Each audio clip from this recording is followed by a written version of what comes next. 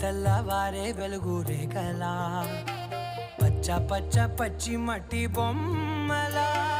అల్లి బిల్లి వెన్న పాల నురగలా అచ్చ తెలుగు ఇంటి పూల కొమ్మలా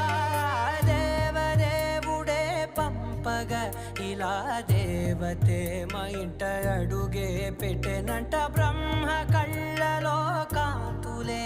మా అమ్మలా మా కోసం మళ్ళీ లాలి పాడేనంట.